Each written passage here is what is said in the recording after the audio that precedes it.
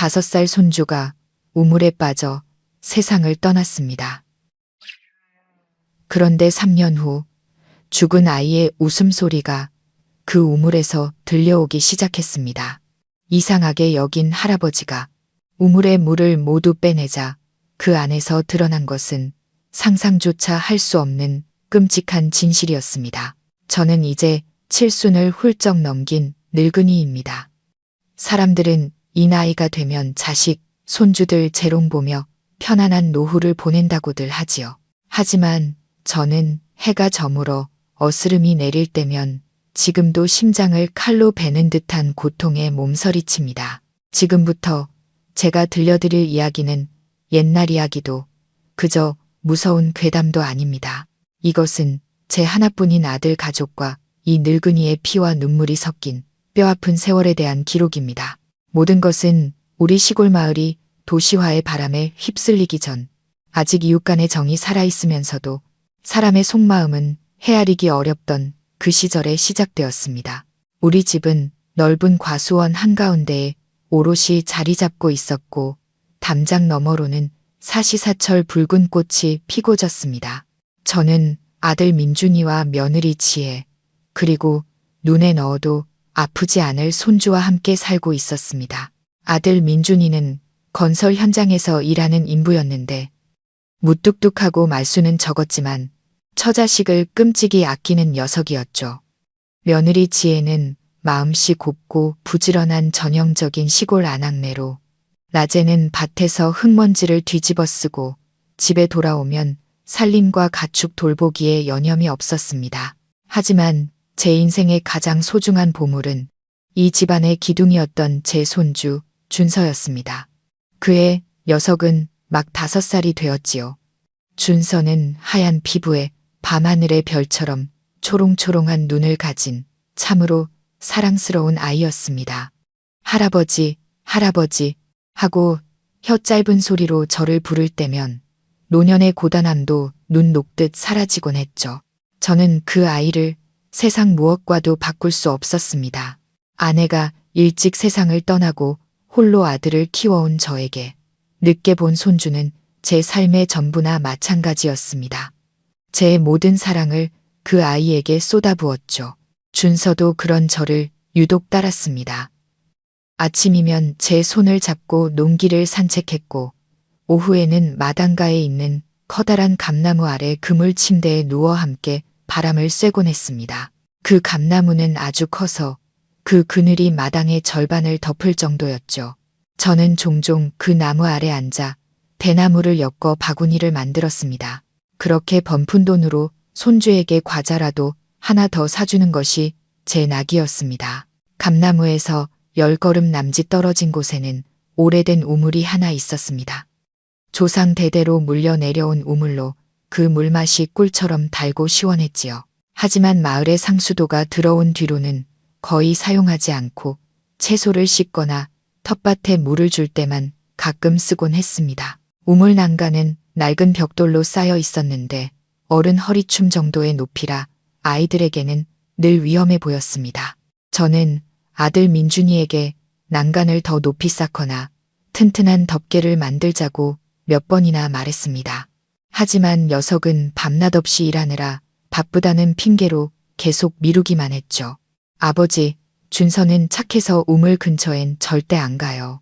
그 말을 듣고 보니 저 역시 안심하게 되었습니다. 제 손주가 말을 잘 듣는 아이라는 생각에 저도 그만 방심하고 만 것입니다. 우물 덮개 이야기는 그렇게 우리 가족의 기억 속에서 흐지부지 잊혀갔습니다. 그날은 유난히 햇볕이 따가운 한낮이었습니다. 나뭇가지에선 매미들이 귀가 아플 정도로 울어댔죠. 점심을 먹고 나서 민준이와 지혜는 오후 파티를 위해 잠시 눈을 붙이러 방으로 들어갔고 마당에는 저와 준서만 남았습니다. 시원한 바람이 나뭇잎 사이를 스치며 불어왔습니다. 저는 감나무에 등을 기댄 채 만들다만 바구니를 엮고 있었죠. 준서는 제가 막 만들어준 댄잎 바람개비를 손에 들고 마당을 신나게 뛰어다녔습니다. 할아버지, 바람개비가 쌩쌩 돌아요. 아이는 햇살처럼 환한 얼굴로 소리쳤습니다. 저는 손주를 보며 흐뭇하게 웃으며 말했죠. 우리 강아지 덥게 너무 뛰어다니면 병난다. 그늘에서 놀아라. 아이는 큰 소리로 네 하고 대답하고는 시원한 그늘로 쪼르르 달려갔습니다. 참으로 평화로운 오후였습니다. 잘 익은 과일 향기와 옷집 마르는 냄새가 어우러져 더없이 정겨운 시골의 풍경을 만들어내고 있었죠.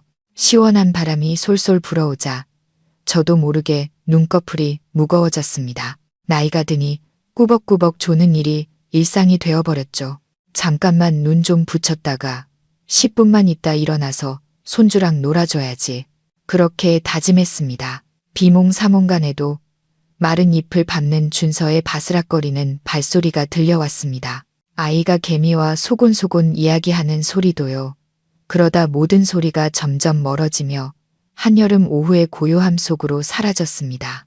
제가 얼마나 잠들었을까요? 아마 15분, 길어야 30분 정도였을 겁니다.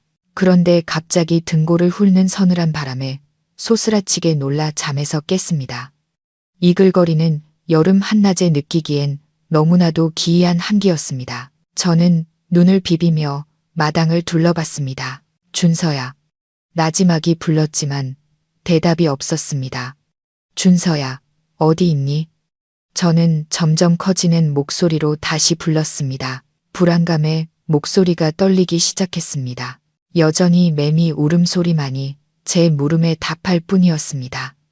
텅 빈 마당, 댄잎 바람개비만이 흙바닥 위에 외롭게 누워 있었습니다.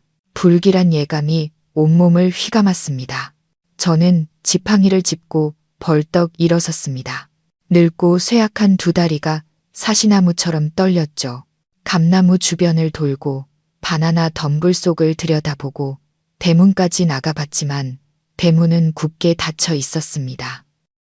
아이가 밖으로 나갔을 리는 없었습니다. 그때 제 눈이 마당 한 구석, 오래된 우물 쪽으로 향했습니다. 이끼 낀 우물 난간 바로 옆에 준서의 파란색 작은 고무신 한 짝이 놓여 있었습니다. 심장이 냈는 것 같았습니다. 목구멍이 바싹 타들어가 아무 말도 할 수 없었죠. 저는 지팡이도 내팽개치고 남은 힘을 다해 우물가로 달려갔습니다. 준서야, 제 절규가 한여름의 정적을 갈기갈기 찢었습니다. 저는 우물 안으로 몸을 숙여 깊고 어두운 그 속을 들여다봤습니다. 칠흑 같은 어둠 속에서 검은 물이 일렁이고 있었습니다. 늘 잔잔하던 수면이 지금은 거칠게 요동치고 있었죠.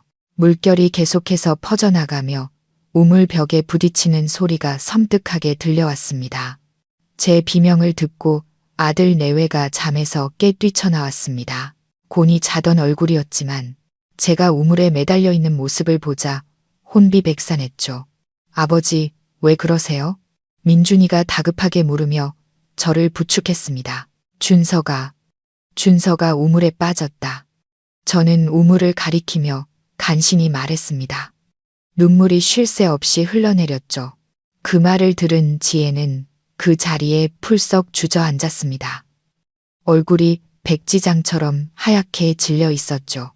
민준이는 상처 입은 짐승처럼 고통스러운 신음을 내뱉더니 망설임 없이 우물로 뛰어들려 했습니다.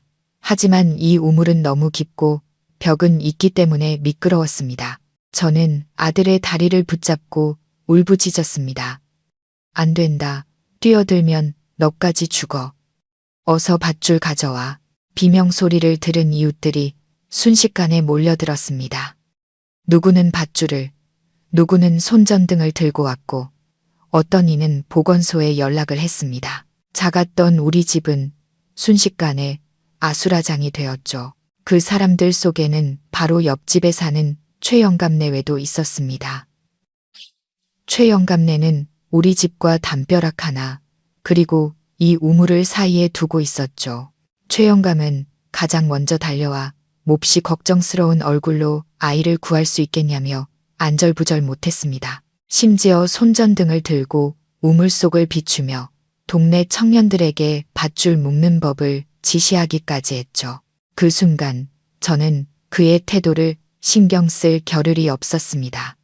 그저 두 손을 모아 하늘에 빌고 또 빌었습니다. 조상님들이 부디 제 손주를 살려달라고요.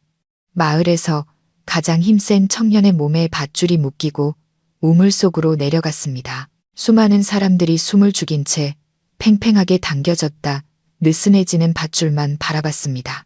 1분 1초가 영원처럼 느껴졌습니다.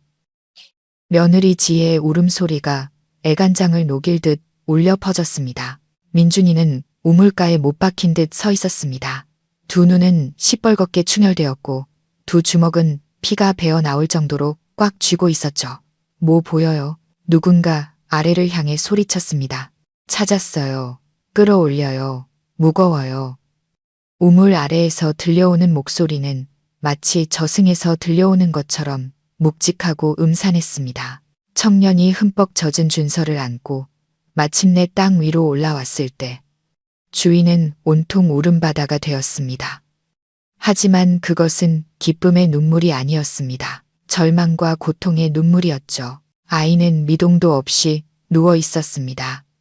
피부는 파랗게 변해 있었고 두 눈은 굳게 감겨 있었습니다. 작은 손에는 이미 으스러진 노란 나비 한 마리가 꼭 쥐어져 있었죠. 아름다운 나비를 쫓다가 그만 발을 헛디뎠던 것입니다. 그 낮은 우물 난간이 제 어린 손주의 발걸음을 막아주지 못했습니다. 보건소 직원이 달려와 인공호흡을 하고 심폐소생술을 실시했습니다. 1분, 2분, 그리고 10분이 흘렀지만 아이는 아무런 반응이 없었습니다. 의료진은 고개를 저으며 힘없이 두 손을 늘어뜨렸습니다. 아이가 갔습니다. 그 한마디가 제 머리를 거대한 망치로 내리치는 것 같았습니다. 세상이 빙글빙글 돌고 눈앞이 캄캄해졌습니다. 저는 마당에 그대로 쓰러져 정신을 잃었습니다.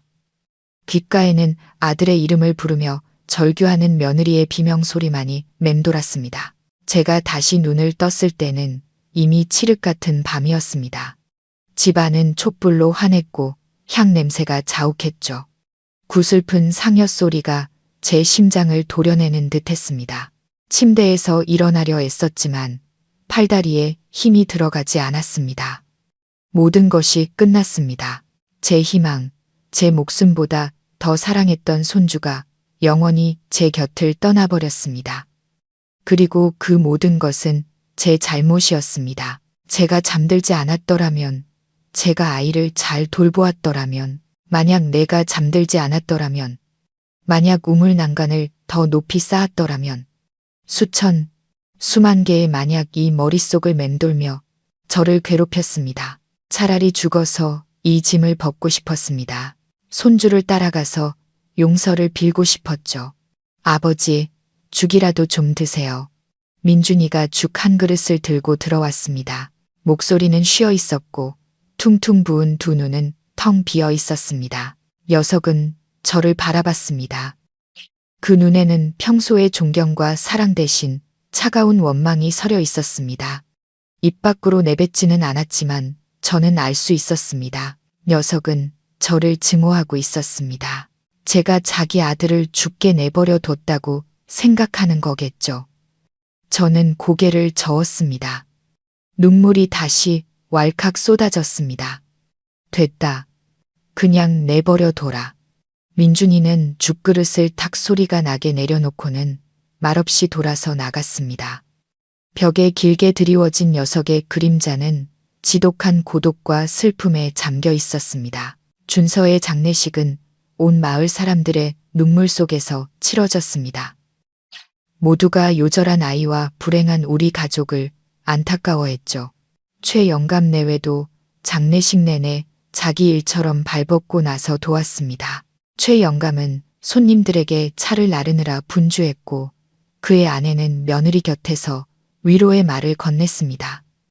겉으로 보기에 모두들 제가 참 좋은 이웃을 두었다고 말했죠. 하지만 이상하게도 우물 쪽을 힐끔거리는 최 영감의 눈초리를 볼 때마다 저는 설명할 수 없는 오싹함을 느끼곤 했습니다. 손주를 묻고 온 뒤 우리 집은 무덤처럼 무겁고 음산한 공기에 휩싸였습니다. 누구도 서로에게 말을 걸지 않았죠.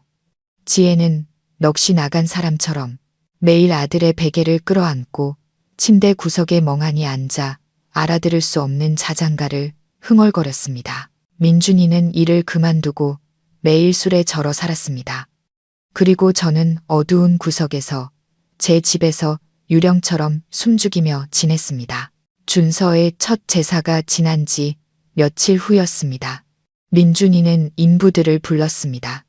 모래 2트럭, 시멘트 몇 포대, 그리고 커다란 돌무더기를 싣고 왔죠. 제가 뭘 할 거냐고 묻자 녀석은 저를 쳐다보지도 않고 목구멍으로 으르렁거리듯 말했습니다. 메울 겁니다. 뭘 메운다는 거냐? 저는 이미 짐작했지만 다시 물었습니다. 저 빌어먹을 우물이요. 저걸 보고 있으면 미쳐버릴 것 같아요. 박살 내버릴 겁니다. 녀석은 눈을 희번덕이며 소리쳤습니다. 저는 아들의 고통을 이해했습니다. 저 우물은 아들의 목숨을 앗아간 곳이었고 아들의 마음에 영원히 아물지 않을 상처를 남긴 곳이었으니까요. 하지만 저 우물은 대대로 우리 집의 생명수이자 이 땅의 기운이 흐르는 곳이었습니다. 어른들은 우물을 메우는 것을 무척 꺼렸습니다. 우물을 막으면 집안의 용맥을 막는 것이라. 가세가 기울고 자손들에게 우환이 닥친다고들 했죠. 아들아, 진정해라. 우물을 메우는 건 신령님과 터줏대감님을 노하게 하는 중대한 일이다. 함부로 할 수 있는 게 아니야. 저는 애원하듯 아들을 달랬습니다. 신주단지 모시는 소리 좀 그만하세요. 신이 어디 있습니까? 제 아들이 죽을 때 신은 뭘 했는데요? 아들은 제 말을 가차없이 내치며 삽으로 모래를 푹푹 퍼붓기 시작했습니다. 저는 인부들에게 돌덩이를 우물 안으로 던져 넣으라고 지시하는 아들을 무력하게 바라볼 수밖에 없었습니다. 돌이 떨어질 때마다 첨벙 소리가 나야 했지만 이제 물 튀는 소리는 들리지 않았습니다. 제 눈물도 저 우물처럼 이미 다 말라버린 것 같았죠. 돌과 모래로 우물을 가득 채운 뒤 민준이는 두꺼운 콘크리트 층을 부어 입구를 완전히 막아버렸습니다. 심지어 시멘트로 표면을 매끄럽게 마감하여 그곳은 푸른 나무들 사이에 덩그러니 놓인 차갑고 회색빛의 콘크리트 덩어리가 되었습니다. 우물이 막힌 날부터 집안은 더욱 싸늘해졌습니다. 며느리 지혜의 병은 더 깊어지는 듯 했죠. 깊은 밤이면 저는 지혜가 몰래 그 콘크리트 무덤 위에 웅크리고 앉아있는 것을 보았습니다. 차가운 바닥에 귀를 대고 마치 아들과 이야기하듯 소곤거렸죠. 그 모습을 볼 때마다 제 가슴은 미어졌습니다. 얘야, 방에 들어가자. 밤이슬이 차다. 저는 며느리의 어깨에 외투를 걸쳐주며 조용히 타일렀습니다. 지혜는 저를 올려다봤습니다. 텅 빈 눈동자에 어딘가 섬뜩한 미소가 걸려 있었죠. 아버님, 조용히 하세요. 우리 준서 자고 있잖아요. 지금 저 밑에서 숨바꼭질하고 있어요. 아버님도 들어보세요. 아이가 게르르 웃고 있잖아요. 며느리의 말에 저는 온몸의 털이 곤두서는 것 같았습니다. 무슨 헛소리를 하는 거냐. 준서는 죽었어. 정신 차려라. 저는 며느리의 어깨를 잡고 흔들었습니다. 하지만 지혜는 제 손을 뿌리치고 다시 바닥에 귀를 댔습니다. 그 표정은 기이할 정도로 행복해 보였죠. 아니에요. 안 죽었어요. 엄마랑 숨바꼭질 하는 거예요. 똑똑히 들리는데 아버님도 한번 들어보세요. 저는 반신반의하며 콘크리트 바닥에 귀를 기울여 보았습니다. 처음에는 나뭇잎 스치는 바람 소리와 귀뚜라미 소리만 들렸습니다. 하지만 그 익숙한 밤의 소리들 사이로 이상한 소리가 들려왔습니다. 아주 작고 희미했지만 마치 두꺼운 흙과 돌을 뚫고 아주 먼 곳에서부터 들려오는 듯한 소리였습니다. 아이의 웃음소리였습니다. 분명 아이의 웃음소리였지만 그 소리는 섬뜩할 정도로 차갑고 기괴하게 들렸습니다. 저는 화들짝 놀라 뒤로 나자빠졌습니다. 심장이 터질 듯이 뛰었죠. 들으셨죠? 제가 그랬잖아요. 준서가 저랑 같이 놀자고 기다리고 있다니까요. 지혜는 소리치며 딱딱한 콘크리트를 손톱으로 긁기 시작했습니다. 저는 황급히 며느리를 끌고 집으로 들어가 문을 걸어 잠갔습니다. 그날 밤 우리 세 사람은 누구도 잠들지 못했습니다.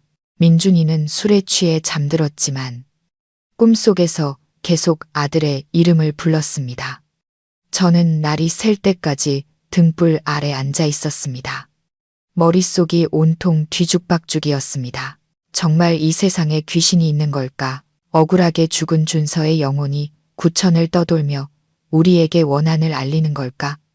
아니면 우리가 아이를 너무 그리워한 나머지 헛것을 듣는 걸까? 하지만 그 웃음소리는 너무나도 생생하고 또렷했습니다. 마치 제가 준서를 어깨에 태우고 온 동네를 돌아다닐 때 들었던 바로 그 아이의 웃음소리였습니다. 다음 날 아침 저는 이 일을 민준이에게 말했습니다. 녀석은 제 말을 듣고는 버럭 화를 냈습니다.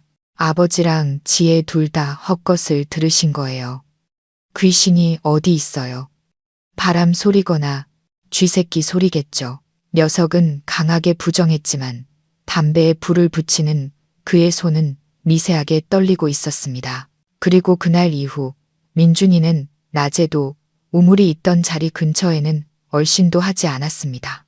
집안에 기이한 일은 거기서 그치지 않았습니다. 며칠 뒤부터 이상한 현상들이 더 자주 일어나기 시작했습니다. 집안의 물건들이 저절로 옮겨지기도 했고 대낮에 준서의 제사상에 놓인 향로에서 갑자기 불길이 치솟기도 했습니다.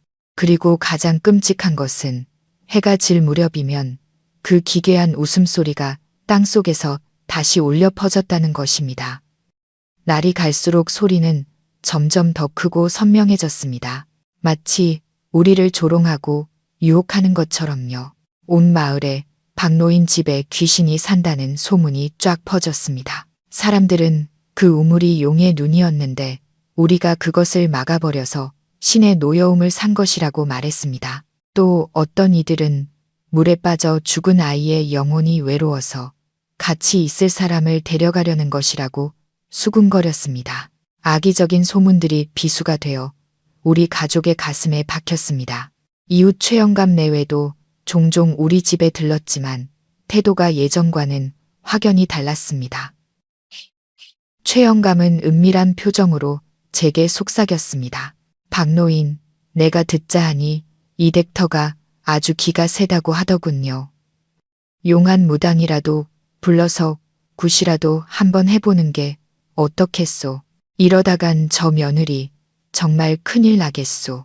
그의 말을 듣고 보니 저도 걱정이 되기 시작했습니다. 날이 갈수록 초췌해지고 매일 헛소리만 하는 며느리를 보니 마음이 찢어질 것 같았습니다. 민준이는 점점 더 난폭해져서 입만 열면 욕을 하고 물건을 부쉈습니다. 한때는 화목했던 우리 가정이 이제는 산산조각 날 위기에 처해 있었습니다. 저는 진실을 밝혀내기로 결심했습니다. 저는 제 손주를 믿었습니다. 그 착하고 순한 아이가 부모와 할아버지를 괴롭힐 리가 없었습니다. 만약 영혼이 있다면 가족을 지켜줘야지. 이렇게 집안을 풍비박산으로 만들 리가 없었습니다. 분명 여기에는 다른 무언가가 있었습니다. 그리고 거의 한평생을 살아온 저의 직감은 이 음산한 기운이 단지 저승에서 온 것이 아니라 이승에 있는 누군가의 시커먼 속내와 관련이 있다는 것을 어렴풋이 느끼고 있었습니다. 민준이가 우물 입구를 콘크리트로 막아버린 그날 이후 우리 집은 섬뜩한 적막감에 잠겨버렸습니다. 사람들은 시간이 모든 상처를 치유해준다고 말하지만 우리 가족에게 시간은 상처에 소금을 뿌리는 것과 같았습니다. 하루하루가 지날수록 고통은 더욱 타갔죠. 집안의 공기는 숨쉬기조차 힘들 정도로 무겁게 가라앉아 있었습니다. 예전에는 아이의 웃음소리로 가득 찼던 집은 이제 버려진 무덤처럼 고요했습니다.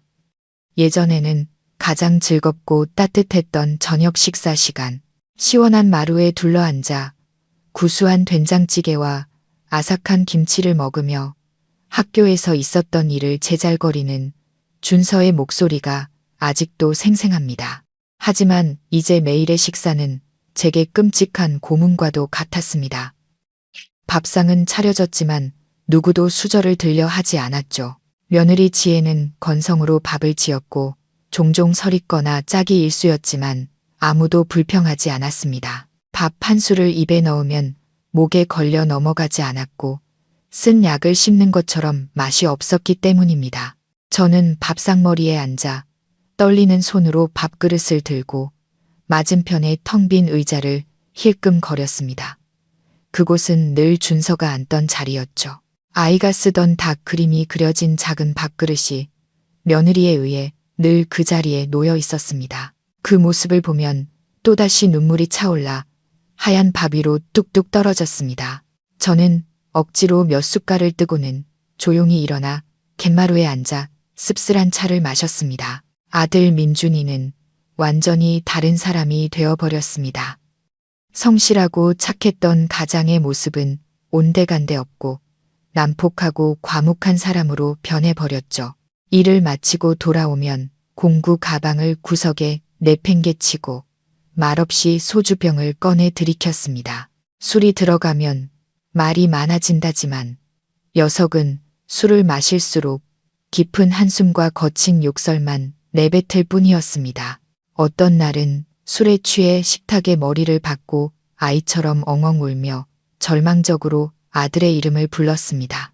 수염은 덥수룩하고 눈은 폐하게 들어간 아들의 모습을 볼 때마다 제 마음은 갈기갈기 찢어졌습니다. 다가가서 어릴 적처럼 등을 토닥여주고 싶었지만 우리 부자 사이에는 보이지 않는 거대한 벽이 생겨버렸습니다.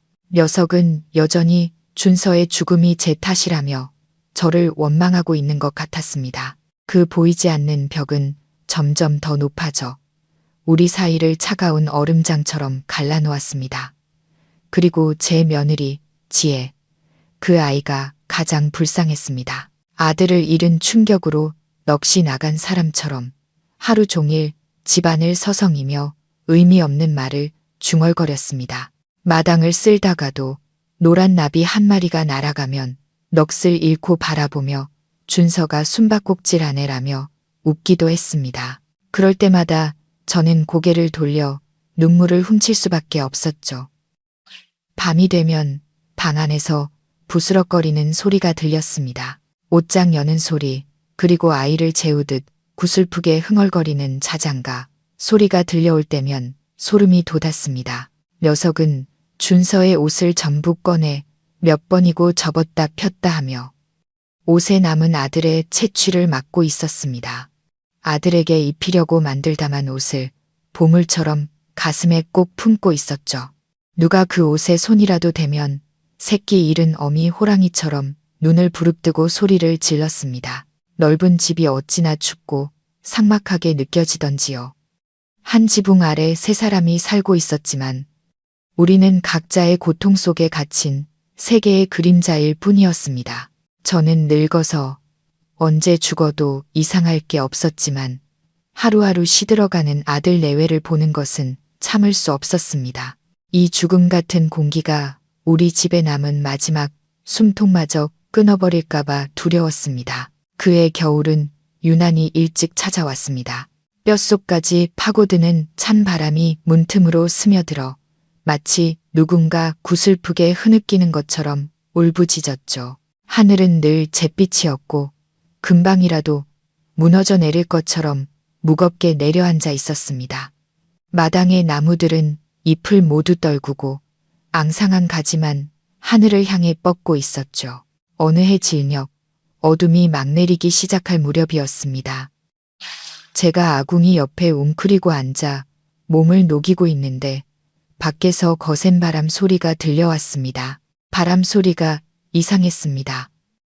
마른 나뭇잎이 스치는 소리도 대나무 숲을 지나는 소리도 아니었습니다. 귀가 아플 정도로 날카롭게 울리는 소리였죠.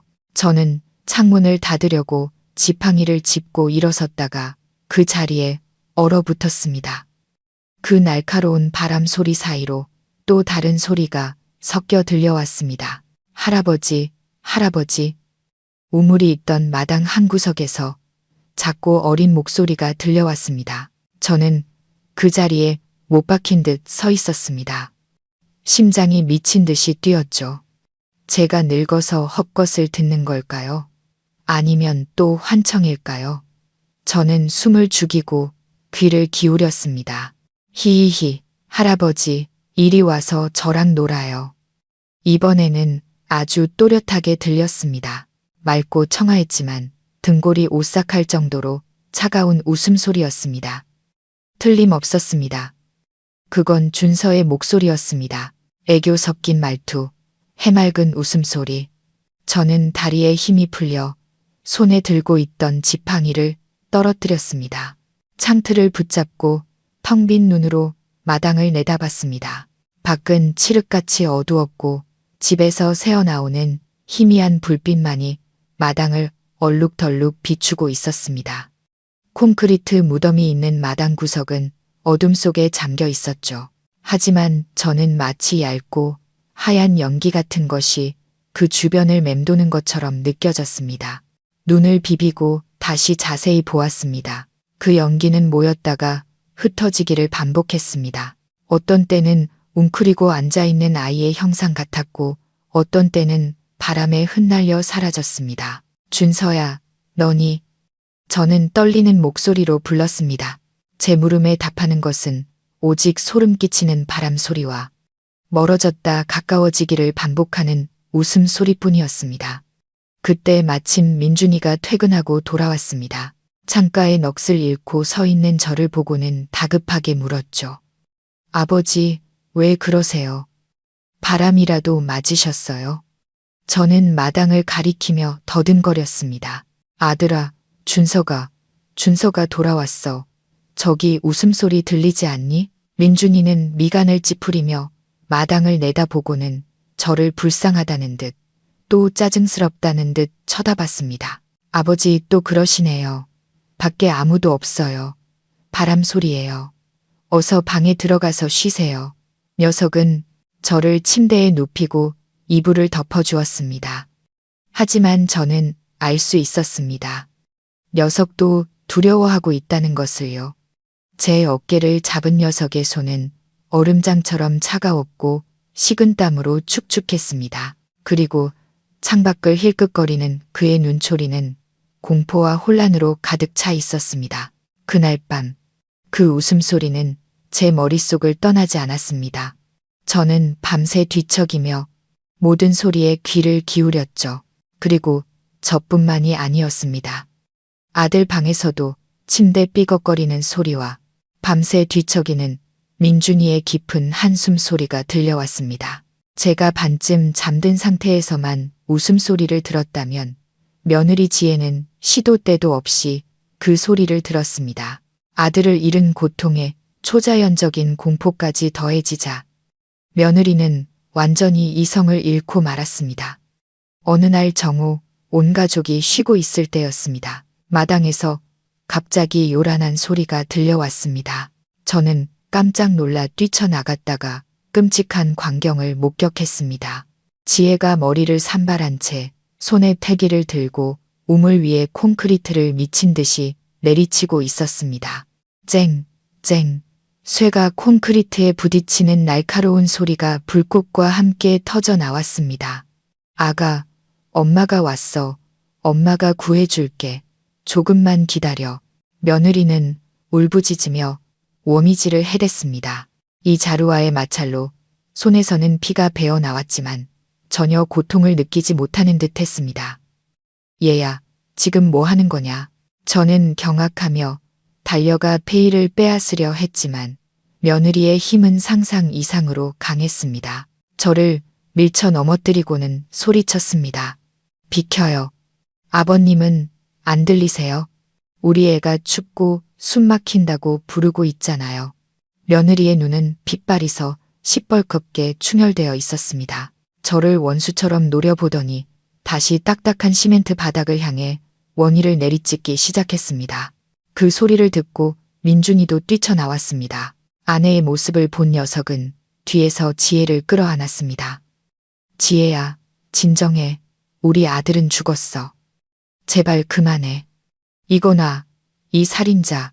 당신들이 내 아들을 생매장했어. 이 악마들아. 지혜는 격렬하게 발버둥치며 남편의 얼굴과 팔을 핥히었습니다. 남편의 어깨를 물어뜯기까지 했죠. 민준이는 고통에 찬 비명을 질렀지만 아내를 놓지 않았습니다. 두 사람은 먼지를 일으키며 마당 한가운데서 뒤엉켜 싸웠습니다. 저는 무력하게 서서 산산조각난 가족의 모습을 바라볼 수밖에 없었습니다. 이웃들이 소란을 듣고 또다시 몰려와 대문 밖에서 쑥덕거리며 구경했습니다. 아이고, 저댁 며느리 미쳤나 봐. 죽은 아들 귀신이 캔 게 틀림없어. 저 집은 업보가 얼마나 두텁길래 저런 일이. 무심한 말들이 제 귀에 박혔습니다. 최 영감도 와 있었습니다. 그는 팔짱을 낀 채 심각한 표정으로 지켜보고 있었지만 입가에는 제가 그때는 이해할 수 없었던 기묘한 미소가 걸려 있었습니다. 마침내 민준이는 아내를 제압하고 밧줄로 묶어 방으로 옮겨야 했습니다. 지혜는 목이 쉴 때까지 소리를 지르다 기력이 다해 기절하고 말았습니다. 땀으로 젖은 머리카락, 피투성이가 된 부은 손, 침대에 누워있는 며느리의 모습을 보며 저는 눈물을 참을 수 없었습니다. 민준이는 침대 옆에 앉아 머리를 파묻고 어깨를 들썩이며 울었습니다. 아버지, 이제 저 어떻게 해야 해요? 녀석은 저를 올려다봤습니다. 붉게 충혈된 눈에는 무력감과 공포가 가득했습니다. 저는 수십 년 만에 제 아들이 그렇게 약해진 모습을 처음 보았습니다. 그는 더 이상 강인한 가장이 아니었습니다. 가족에게 닥친 비극 앞에서 절망한 한 명의 아버지이자 남편일 뿐이었습니다. 민준이는 원래 유물론적인 사람이었습니다. 객지 생활을 오래 하며 눈에 보이는 것, 손에 잡히는 것만 믿는 사람이었죠. 우물을 메울 때도 고통을 지우고 싶다는 이성적인 판단으로 행동했습니다. 하지만 아내의 광기와 계속되는 기이한 현상들 앞에서 그의 단단했던 믿음은 속절없이 무너져 내리고 있었습니다. 그날 이후 민준이는 더욱 침울해졌습니다. 술에 취하는 대신 혼자 멍하니 앉아 담배만 연거푸 피워댔습니다. 밤에는 뜬 눈으로 지새우며 우리의 갇힌 짐승처럼 집 안을 서성거렸습니다. 한 번은 녀석이 손전등을 들고 우물이 있던 곳으로 가는 것을 보았습니다. 가까이 다가가지는 못하고 멀리서 곰이 자국이 남은 콘크리트 바닥을 비추고 있었죠. 그는 몇 시간 동안이나 동상처럼 서서 귀를 기울였습니다. 저는 녀석이 두려워하고 있다는 것을 알았습니다. 그 웃음소리가 진짜일까봐, 자신이 가장 사랑했던 아들이 자신을 원망하고 있을까봐, 그리고 무엇보다도 자신이 가족을 지키지 못했다는 무력한 진실과 마주해야 한다는 사실에 두려워하고 있었습니다. 어느 날 아침, 민준이는 건설회사에 다니는 친구를 집으로 불렀습니다. 땅속에 혹시 수도관이나 빈 공간이 있어서 바람 소리가 나는 건 아닌지 확인하고 싶다고 했죠. 친구는 여러 장비를 가져와 우물 주변 땅을 시추하고 측정했습니다. 저는 혹시나 하는 희망을 품고 그들을 지켜봤습니다. 만약 물리적인 원인을 찾을 수만 있다면 우리 가족이 짊어진 심리적 부담을 조금이라도 덜 수 있을 테니까요. 하지만 반나절 동안 땅을 파고 측정한 끝에 친구는 고개를 저었습니다. 이상하네요. 이 주변 땅은 아주 단단해요. 집 한 채 하나 지하 동굴의 흔적도 없고요. 수도관은 저쪽으로 10m는 떨어져 있어요. 이론적으로는 바람 소리나 울림이 생길 수가 없는 구조예요. 형님, 솔직히 말해서 용한 사람이라도 불러서 한번 보시는 게 나을 것 같아요. 이건 과학적으로 설명하기가 어렵네요. 친구는 민준이의 어깨를 두드려주고는 장비를 챙겨 돌아갔습니다. 과학적인 해답을 찾으려던 민준이의 마지막 노력은 그렇게 끝이 났습니다. 민준이의 두려움은 다른 형태로 변했습니다.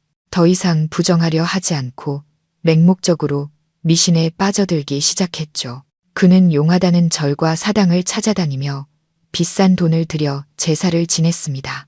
집안은 늘 향연기로 자욱했고 온갖 종류의 부적이 벽과 문에 나붙었습니다.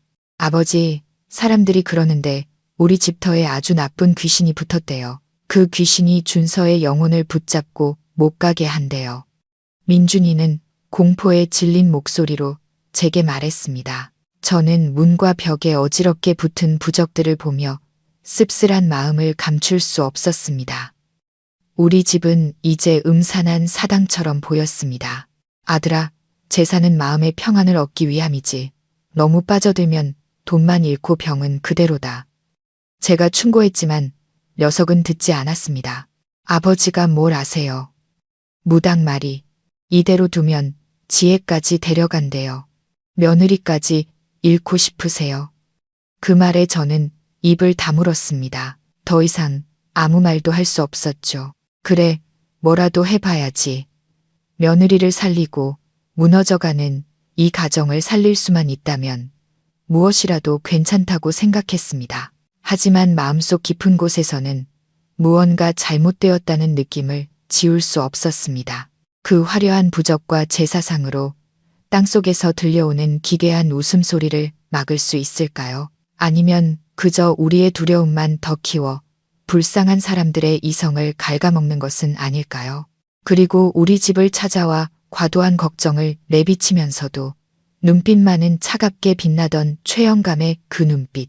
그 눈빛이 제 머릿속을 떠나지 않았습니다. 그와 지금 벌어지고 있는 이 기괴한 일들 사이에 어떤 연관이 있는 것은 아닐까. 그 질문이 제 머릿속을 맴돌며 모든 것이 너무 늦기 전에 답을 찾아야 한다고 재촉하고 있었습니다.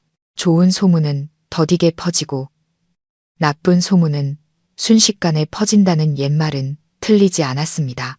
며느리 지혜가 미쳐서 우물을 파헤치려 했던 일과 우리 집 땅속에서 들려오는 기괴한 소리에 대한 이야기는 삽시간에 온 마을로 퍼져나갔습니다. 그리고 세상에 입방하는 이야기를 부풀리고 왜곡했죠. 이야기는 사람들의 입을 거치며 흉측하게 변질되었습니다. 어느 날 아침 저는 담배를 사기 위해 마을 어귀의 가게로 향했습니다. 가게 문턱을 넘어서자 왁자지껄하게 떠들던 사람들이 일순간 조용해졌습니다. 호기심과 경계심, 심지어 두려움이 섞인 시선들이 제게 쏟아졌습니다. 마치 제가 다른 행성에서 온 외계인이라도 되는 것처럼요. 가게 주인은 차를 따르면서도 곁눈질로 저를 살피며 어색하게 안부를 물었지만 그 목소리에는 의심이 가득했습니다. 어르신, 요즘 건강은 어떠세요? 저는 힘없이 고개를 끄덕이고는 담배를 받아들고 돌아서려 했습니다. 그때 등 뒤에서 수근거리는 소리가 들렸습니다. 저 노인, 겉은 멀쩡해 보여도 집안에 우환이 가득하다잖아. 듣자 하니 저 집터가 옛날 공동묘지였다던데 그래서 자손이 단명하는 거래. 무슨 죄를 지었길래 저런 험한 일을 연달아 겪는담. 착한 사람한테는 저런 일이 안 생기지. 그 말들은 날카로운 바늘이 되어 제 심장을 찔렀습니다. 저는 걸음을 멈췄습니다. 돌아서서 해명하고 싶었습니다. 우리 가족은 평생 남에게 해코지 한 번 안 하고 착하게 살아왔다고 소리치고 싶었습니다. 하지만 저는 그저 묵묵히 발걸음을 옮겼습니다. 굽은 등이 세상의 모든 억울함을 짊어진 것처럼 더 낮게 굽어 보였습니다. 그날 이후 우리 집으로 향하는 작은 골목길은 이상할 정도로 한산해졌습니다. 동네 아이들은 더 이상 우리 집 대문 근처에서 놀지 않았고 어른들은 우리 집 앞을 지날 때면 종종 걸음으로 지나가며 감히 집을 쳐다보지도 못하고 애군을 쫓는 주문을 외웠습니다. 심지어 어떤 사람은 우리 집이 사람을 해치기 위해 귀신을 키운다고까지 말했습니다. 이미 병든 며느리는 더욱 고립되었습니다. 넉나간 모습으로 대문 밖으로 나가 누군가에게 말을 걸려고 하면 사람들은 전염병 환자를 피하듯 자리를 피했습니다. 집에나 들어가요. 재수 없는 기운 옮기지 말고. 한때 며느리와 친하게 지냈던 이웃 아주머니가 울타리 옆에 멍하니 서 있는 며느리를 보고 소리쳤습니다. 지혜는 겁에 질려 몸을 웅크리고는 집으로 도망쳐 들어와 어두운 구석에 앉아 엉엉 울었습니다. 민준이도 일터에서 마음이 편치 않았습니다. 동료 인부들도 녀석과 함께 일하기를 꺼리기 시작했죠. 그의 불운이 공사 현장에까지 영향을 미칠까봐 두려워했습니다. 어느 날 녀석은 일찍 퇴근해 와서는 굳은 얼굴로 안전모를 바닥에 내던지며 욕을 했습니다. 아버지, 그놈들이 저보고 며칠 쉬래요. 재수 없다고요. 빌어먹을. 아들을 바라보는 제 마음은 찢어질 듯 아팠습니다. 안팎에서 밀려오는 압박이 우리 작은 가족을 짓누르고 있었습니다. 우리는 사회로부터 버림받은 죄인처럼 보이지 않는 공포와 함께 우리 자신의 집에 갇혀버렸습니다. 그 숨막히는 분위기 속에서 오직 최의 영감 내외만이 여전히 걱정스러운 얼굴로 우리를 찾아왔습니다. 그는 종종 술이나 차를 들고 와 민준이와 마주 앉아 이야기를 나눴습니다. 그는 혀를 차며 깊은 동정을 표했습니다. 민준 씨, 세상 인심이 참 야박하지. 너무 마음에 담아두지 말게. 하지만 솔직히 말해서 이 터가 자네 가족과 맞지 않는 것 같아. 이대로 두다가는 정말 큰일 날 것 같아 걱정일세. 그의 말은 가랑비에 옷 젖듯 혼란에 빠진 제 아들의 마음에 서서히 스며들었습니다. 포기하고 떠나고 싶다는 생각을 심어주었죠. 여론의 압박과 집안에서 커져가는 공포를 견디다 못한 민준이는 결국 초자연적인 세계에 모든 것을 걸기로 결심했습니다. 그는 옆 동네에 귀신을 쫓는데 아주 용하다는 무당이 있다는 소문을 듣고 먼 길을 마다하지 않고 그를 모셔왔습니다. 무당이 온다는 소식에 온 동네가 떠들썩했습니다. 사람들은 박노인네 집 우물 귀신이 얼마나 무서운지 구경하기 위해 구름처럼 몰려들었죠. 50대로 보이는 무당은 바싹 마른 체구에 교활해 보이는 눈을 하고 있었습니다. 그는 허름한 옷을 입고 손에는 먼지떨이를 든 채 거만한 태도로 우리 집 마당을 어슬렁거렸습니다. 그는 우물이 있던 자리를 빙빙 돌며 손가락으로 무언가를 세고 알아들을 수 없는 주문을 중얼거렸습니다. 이따금씩 몸을 부르르 떨거나 마치 초자연적인 존재와 소통이라도 하는 듯 허공을 향해 눈을 부릅떴습니다. 기가 세다. 아주 세. 이 원혼의 한이 하늘을 찌르는구나. 기어이 식구 하나를 데려가고야 말겠어. 무당의 서슬퍼런 한마디에 민준이와 지혜의 얼굴은 새하얗게 질렸습니다. 구경하던 사람들은 겁에 질려 웅성거리기 시작했습니다. 선생님, 제발 저희 좀 살려주십시오. 제발 저희 부부 좀 살려주세요. 민준이는 그 자리에 무릎을 꿇고 애원했습니다. 그의 목소리는 공포로 갈라져 있었죠. 그는 더 이상 한 집안의 가장이 아니었습니다. 거친 홍수 속에서 썩은 나뭇가지를 붙잡고 있는 미신에 빠진 한심한 인간일 뿐이었습니다. 무당은 듬성듬성한 수염을 쓰다듬으며 눈을 이리저리 굴리더니 말했습니다. 이 집안의 평화를 원한다면 큰 굿을 버려 원혼을 달래야 한다.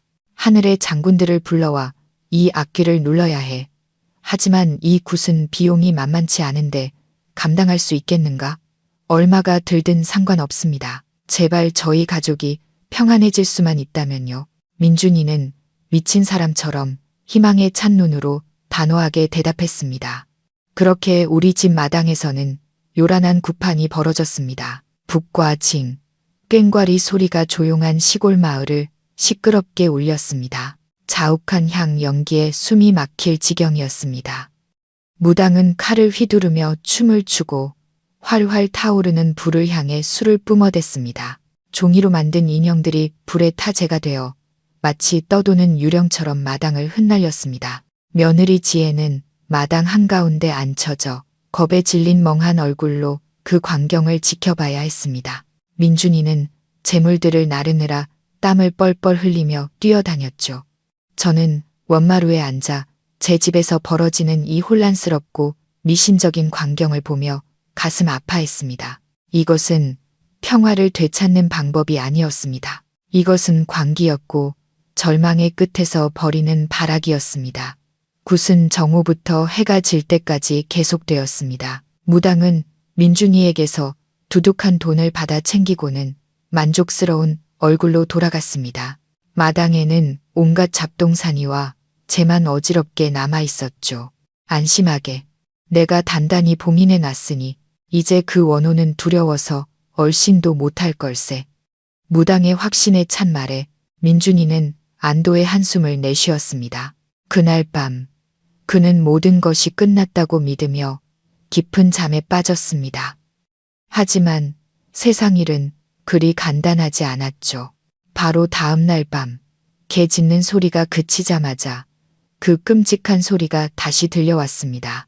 히히히. 아빠, 엄마. 이번에는 웃음소리가 전보다 더 크고 선명했습니다. 마치 인간의 어리석음을 비웃고 조롱하는 듯한 소리였습니다.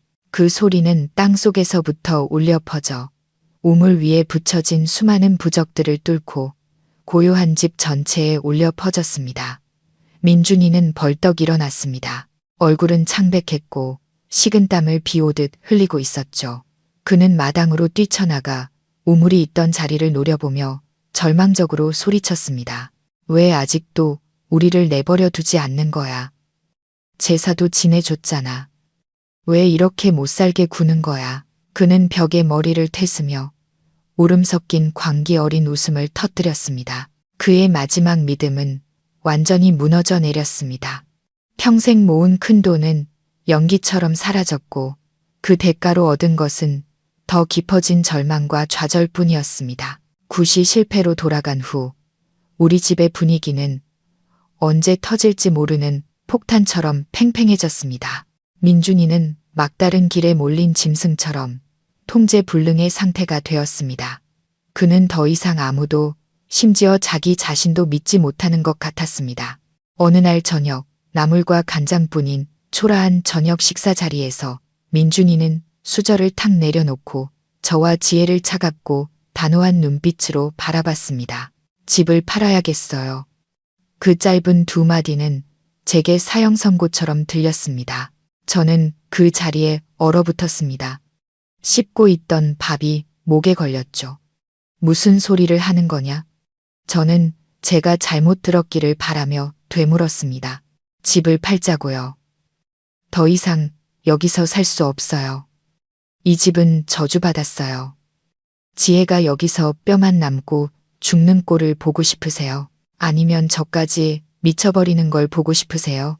민준이는 감정을 억누르며 한 글자 한 글자 힘주어 말했습니다.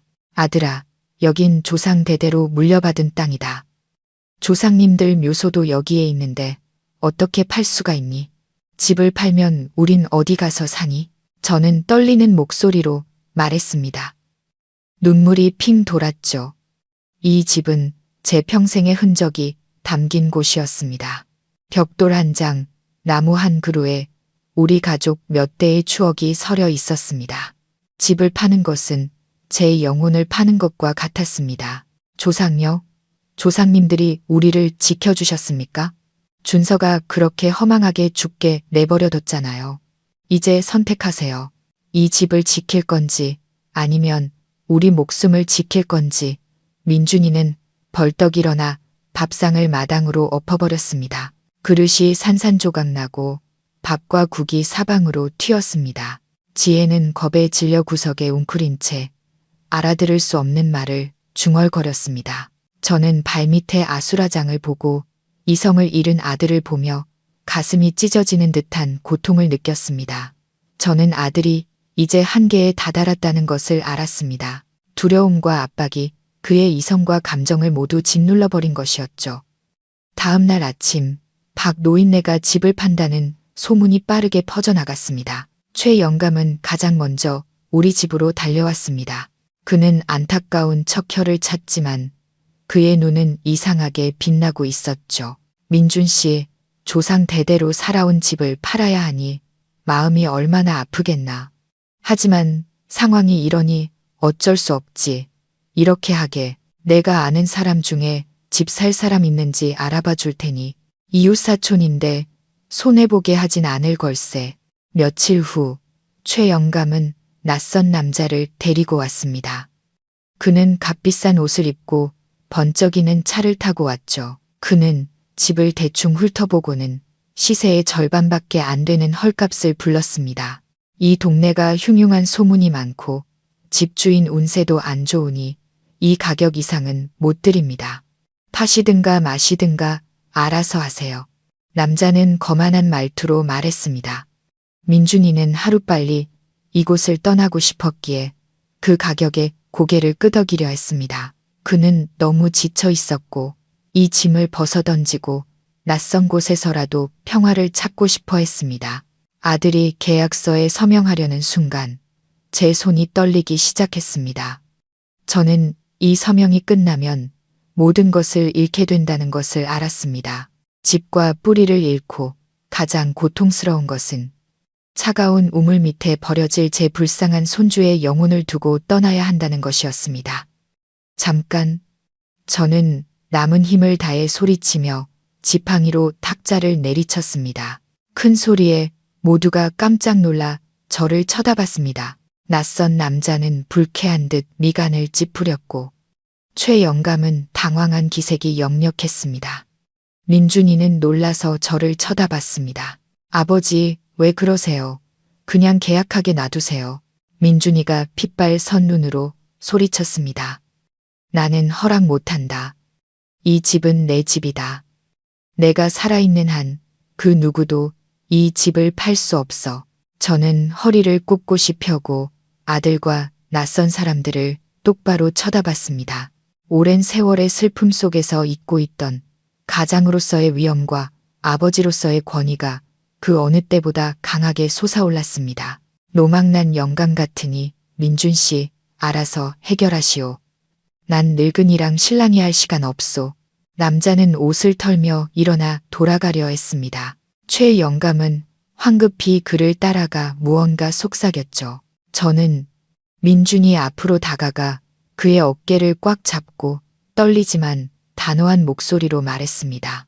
아들아, 네가 얼마나 고통스러운지 안다. 하지만 준서는 생각해 봤니? 그 아이는 저 차가운 땅 속에서 아직 편히 잠들지 못했어. 우리가 집을 팔고 떠나면 낯선 사람들이 와서 그 아이에게 제사라도 지내주겠니?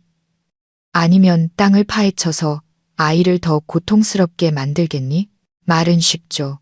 그럼 아버지, 저더러 어떡하라는 말입니까? 이 공포 속에서 계속 살라고요. 민준이가 눈물을 흘리며 소리쳤습니다. 이번 한 번만 아버지 말을 들어다오. 그게 사람이든 귀신이든 아버지는 마지막으로 준서를 만나야겠다. 아버지는 우리 손주가 부모를 해치러 왔다고 믿지 않는다. 그 애는 너무나 착한 아이였어. 저는 목소리를 낮췄습니다. 제 주름진 뺨 위로도 눈물이 흘러내렸죠. 내일이 보름이니 우리 부자가 저 우물을 파헤치자.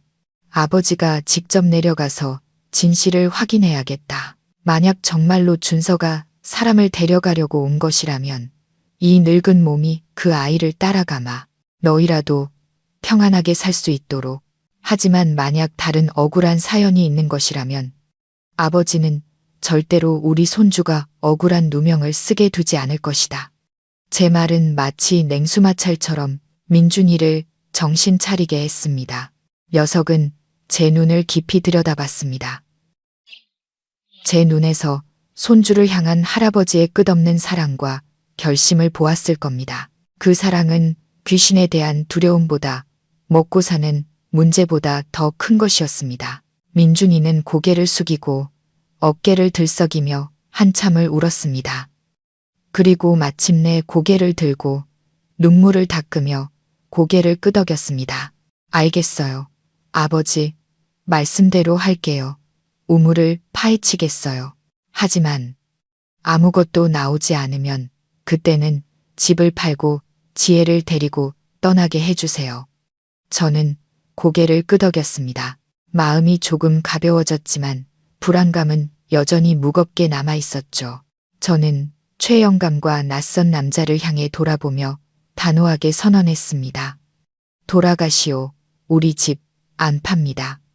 우리 집안일은 우리가 알아서 해결하겠소. 그 말을 들은 최영감의 얼굴은 굳어졌고 거짓 미소는 일그러졌습니다.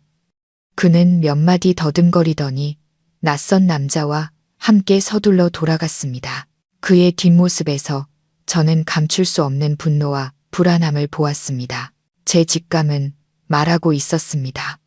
우물을 파헤치기로 한 우리 부자의 결정은 단지 초자연적인 존재와의 싸움이 아니라 바로 우리 집 옆에 교묘하게 숨겨져 있던 어떤 어두운 비밀에 대한 도전이 될 것이라고요. 그날 밤 저는 조상님들과 준서의 영정 앞에 향을 피우고 조용히 기도했습니다. 준서야, 만약 내 넋이 있다면 내일 할아버지가 진실을 찾을 수 있도록 도와다오. 더 이상 이 할아버지가 고통 속에서 살지 않도록 말이다. 다음 날 아침, 하늘은 이상하게도 어두웠습니다. 검은 구름이 몰려와 곧 폭풍우가 쏟아질 것 같았지만 공기는 숨 막힐 듯이 덥고 습했습니다. 저는 새벽 닭이 울기도 전에 일어나 조상님들과 준서의 영정 앞에 향을 피우고 우리 부자가 진실을 마주할 수 있게 해달라고 기도했습니다. 민준이도 이미 일어나 있었습니다. 녀석은 마당 한가운데 멍하니 앉아 있었습니다. 옆에는 번쩍이는 큰 망치와 차가운 쇠 지렛대 몇 개가 놓여 있었죠. 밤을 샌 얼굴은 퇴퇴했지만 두 눈은 그 어느 때보다 단단한 결심으로 불타고 있었습니다. 녀석은 말없이 담배만 피워댔습니다. 담배 연기가 새벽 안개와 뒤섞여 기묘하고 몽환적인 풍경을 만들어냈습니다. 지혜는 방에 틀어박혀 나오지 않았습니다. 남편과 시아버지가 우물을 파헤친다는 소리를 듣고 또다시 공황 상태에 빠져 아들의 집을 건드리지 말라며 울고불고 매달렸습니다. 저는 한참을 달래고 신경 안정제를 먹인 후에야 겨우 녀석을 눕힐 수 있었습니다. 잠든 와중에도 뺨 위로 눈물을 흘리는 며느리를 보며 제 마음은 찢어질 듯 아팠습니다. 해가 중천에 떴을 때 저는 민준이에게 신호를 보냈습니다. 시작해라, 아들아. 제가 떨리는 목소리로 말했습니다. 민준이는 일어나 담배꽁초를 땅에 비벼 껐습니다. 마치 남은 망설임마저 짓밟아 버리려는 듯이요. 그는 두 손에 침을 뱉어 비비고는 망치자루를 꽉 잡았습니다. 깊은 숨을 들이쉬고 온몸에 힘을 주자 팔의 근육이 거대한 뱀처럼 꿈틀거렸습니다. 흡, 그의 기합 소리와 함께 망치가 콘크리트 바닥을 내리치는 굉음이 터져 나왔습니다. 쾅! 두꺼운 콘크리트가 울리며 시멘트 가루가 자욱하게 피어올랐지만 실금 같은 작은 균열만 생겼을 뿐이었습니다. 민준이는 이를 악물고 다시 망치를 휘둘렀습니다. 2번, 3번, 그리고 수십 번의 망치질이 무자비하게 이어졌습니다. 쇠가 돌을 내리치는 날카로운 소리가 하늘을 찢을 듯이 울려 퍼져 조용한 시골 마을의 아침을 깨뜨렸습니다. 그 소리는 오랫동안 억눌려왔던 분노의 외침 같았고 곧 닥쳐올 폭풍을 예고하는 천둥 소리 같았습니다. 저는 곁에 서서 낡은 수건으로 아들의 땀을 닦아주었습니다. 땀이 등을 적시고 잿빛 먼지와 뒤섞여 고통스러운 얼굴 위로 흘러내렸습니다. 좀 쉬었다 해라. 물이라도 한 모금 마시고 제가 안쓰러워 말했습니다. 안 힘들어요. 이 무덤 같은 걸 박살 내버려야 해요. 그 귀신놈의 목을 끌어내야 한다고요. 민준이는 거친 숨을 몰아쉬며 말했습니다. 눈은 점점 넓어지는 균열에서 떼지 못했죠. 원한과 아들을 잃은 슬픔이 그를 지칠 줄 모르는 기계로 만들어버렸습니다. 요란한 소리를 들은 이웃들이 또다시 몰려와 대문 밖에서 수군거렸습니다. 저 집은 또 무슨 소란이야. 미쳐서 집을 부수나 보네. 사람들의 수군거림에도 아랑곳하지 않고 우리 부자는 묵묵히 일을 계속했습니다. 정오가 다 되어서야 바위처럼 단단했던 콘크리트가 마침내 무너져 내렸습니다. 커다란 조각이 부서져 내리며 깊고 어두운 우물 입구가 드러났습니다. 차가운 공기가 우물 속에서 뿜어져 나왔습니다. 곰팡이 냄새와 짙은 흙냄새에 저는 소름이 돋았습니다. 민준이는 망치를 옆으로 던지고 바닥에 주저앉아 거친 숨을 몰아쉬었습니다. 기력이 다해 두 손이 떨리고 있었죠. 우물 입구가 열렸습니다. 그 검은 구멍은 마치 악마의 눈처럼 우리 부자를 노려보며 도전하고 위협하는 듯 했습니다. 저는 큰 손전등을 켜고 우물 속을 비췄습니다. 빛이 어둠을 뚫고 이끼 낀 벽돌의 얼룩덜룩한 면을 비췄습니다. 예전에는 맑은 물이 하늘을 비추던 우물 바닥에는 이제 부서진 벽돌과 콘크리트 조각이 어지럽게 널려 있었습니다. 물은 없었습니다. 가뭄이 든 계절이라 지하수가 말라 바닥이 쩍쩍 갈라져 있었죠. 민준이는 일어나 튼튼한 밧줄을 감나무에 묶고 다른 한쪽 끝을 허리에 맸습니다. 제가 내려가 볼게요. 녀석은 쉰 목소리로 단호하게 말했습니다. 조심해라. 무슨 일 있으면 바로 밧줄을 당겨 신호를 보내. 제가 당부했습니다. 저는 밧줄 끝을 꽉 잡았습니다. 심장이 터질 듯이 뛰었죠. 민준이는 천천히 우물 속으로 몸을 내렸습니다. 그의 모습이 깊은 어둠 속으로 사라졌습니다. 저는 우물 입구에 엎드려 아들의 모든 움직임을 눈으로 쫓고 모든 소리에 귀를 기울였습니다. 공간은 숨막히게 조용했습니다. 민준이의 거친 숨소리와 그의 발이 우물 벽에 닿는 소리만 들려올 뿐이었습니다. 바닥에 닿았니? 제가 아래를 향해 소리쳤습니다. 네, 아버지, 너무 어두워요. 좀 살펴볼게요. 민준이의 목소리가 웅웅거리며 울려 퍼졌습니다. 1분, 2분이 흘렀습니다. 무서운 침묵이 흘렀죠. 저는 숨을 죽이고 기다렸습니다. 식은땀이 이마를 적셨습니다. 그때 갑자기 제 손에 들린 밧줄이 격렬하게 흔들렸고 아래에서 민준이의 비명 소리가 터져 나왔습니다. 아버지, 빨리 끌어올려 주세요. 빨리. 저는 경악하며 남은 힘을 다해 밧줄을 당기기 시작했습니다. 무슨 일이냐? 귀신이라도 봤어? 저는 밧줄을 당기며 소리쳤습니다. 귀신이 아니에요, 아버지. 이런 젠장. 민준이의 분노에 찬 욕설이 울려 퍼졌습니다. 마침내 민준이의 머리가 우물 입구 위로 나타났을 때 저는 그의 얼굴이 시뻘겋게 달아오르고 두 눈에 분노의 핏발이 서 있는 것을 보았습니다. 그의 손에는 흙먼지가 잔뜩 묻은 검고 네모난 물건이 들려 있었습니다. 그는 밖으로 기어 나와 그 물건을 바닥에 내던졌습니다. 아버지, 보세요. 이게 뭔지 보시라고요. 저는 허리를 숙여 자세히 들여다봤습니다. 그것은 낡은 카세트 플레이어였습니다. 옛날에 사람들이 쓰던 건전지로 작동하는 구식 기계였죠. 그 옆에는 전선이 복잡하게 연결된 작은 타이머 장치가 붙어 있었습니다. 저는 떨리는 손으로 카세트 플레이어를 집어들어 재생 버튼을 눌렀습니다. 히히, 할아버지, 엄마, 익숙한 웃음소리가 흘러나왔습니다. 그동안 우리 가족을 괴롭히고 며느리를 미치게 하고 아들을 절망에 빠뜨렸던 바로 그 기괴한 웃음소리였습니다. 모든 것이 녹음된 소리였습니다. 저는 그 자리에 얼어붙었습니다. 카세트 플레이어가 손에서 떨어져 바닥을 굴렀습니다. 지지직거리는 웃음소리가 계속 흘러나왔습니다. 마치 우리의 어리석음을 비웃는 것처럼요. 하늘도 무심하시지. 대체 어떤 놈이 이런 짓을. 저는 하늘을 보며 통곡했습니다. 눈물이 쉴 새 없이 쏟아졌죠. 귀신이 아니었어요, 아버지. 준서는 이용당한 거였어요. 누군가 우리 가족을 해치려고 한 거예요. 민준이가 울부짖었습니다. 그는 카세트 플레이어가 산산조각 나고 웃음소리가 멈출 때까지 발로 짓밟았습니다. 그리고 얼굴을 감싸쥐고 오열했습니다. 아들을 잃은 슬픔 위에서 조롱당하고 속았다는 사실에 그는 완전히 무너져 내렸습니다. 저는 넋이 나간 사람처럼 서 있었습니다. 귀신은 없었습니다. 모든 것이 사람의 손에 의해 조작된 것이었습니다. 하지만 누가 죽은 아이의 웃음소리를 이용해 그 부모를 정신적으로 고문할 만큼 악랄한 자가 누구란 말인가? 대체 누가 무슨 이유로 우리를 이 집에서 내쫓으려 한단 말인가?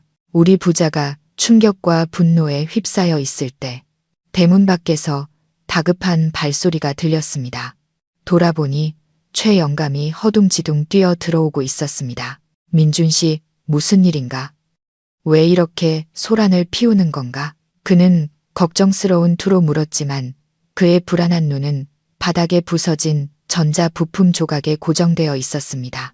분노에 차 있던 민준이는 최 영감을 보자 화풀이할 대상을 찾은 듯 그를 향해 소리쳤습니다.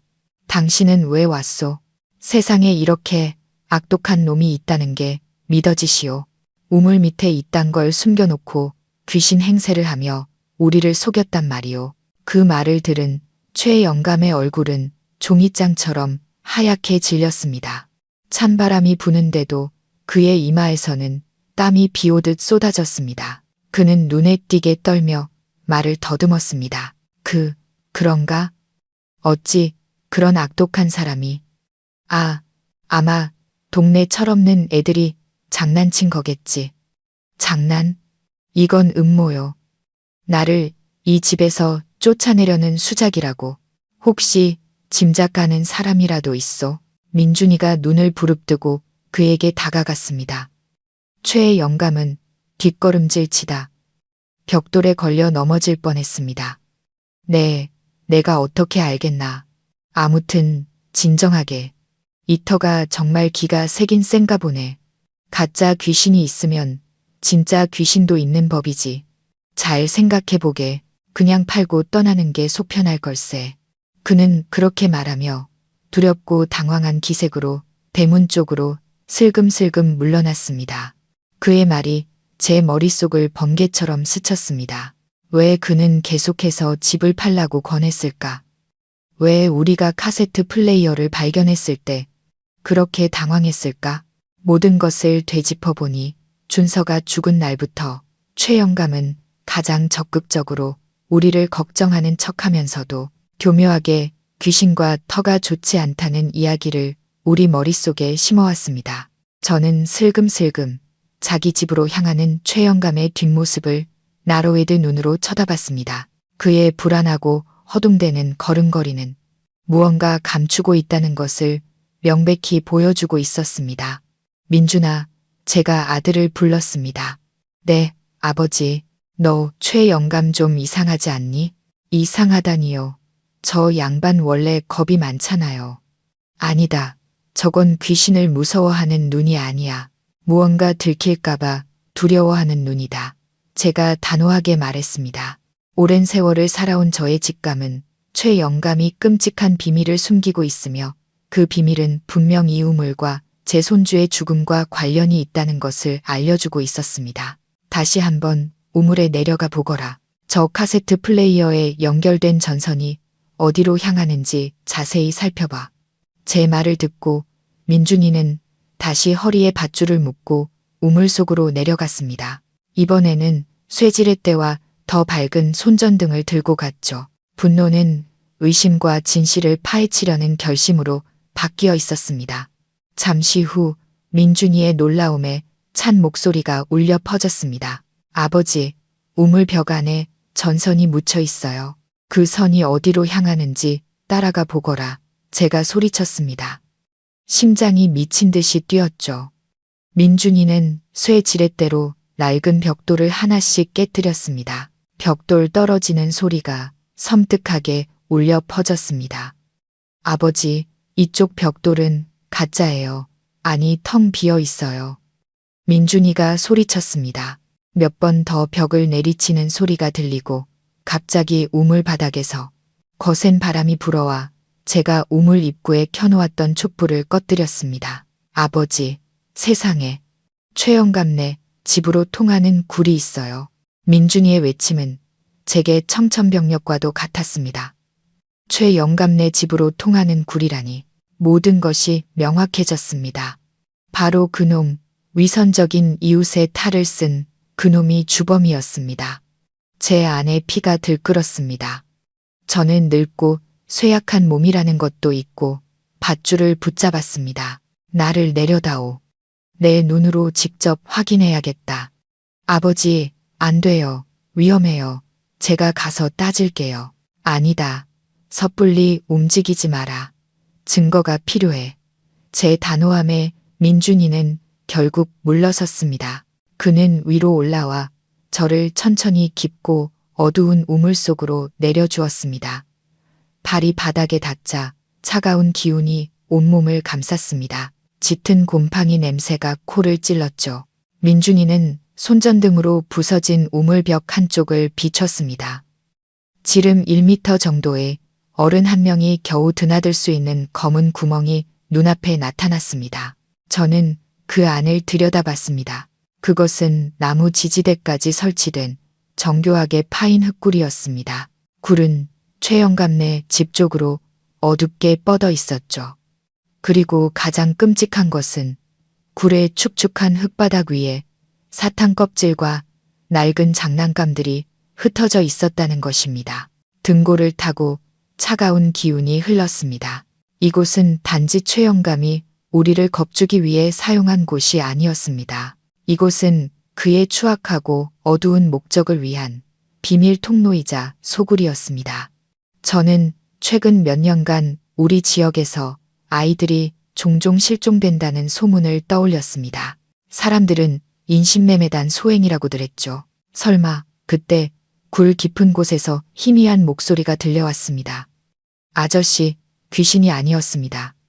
겁에 질린 아이들의 목소리였습니다. 저는 민준이를 돌아봤습니다.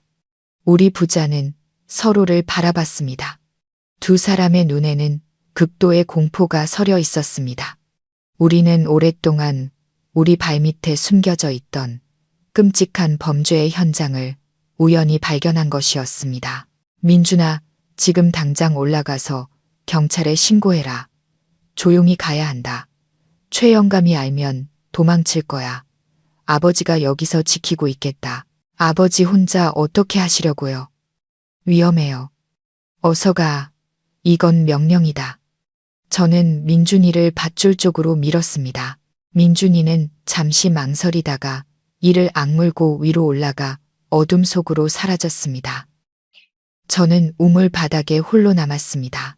어두운 굴과 그 속에서 들려오는 아이들의 흐느낌을 마주한 채 저는 손에 든 쇠지렛대를 꽉 쥐었습니다.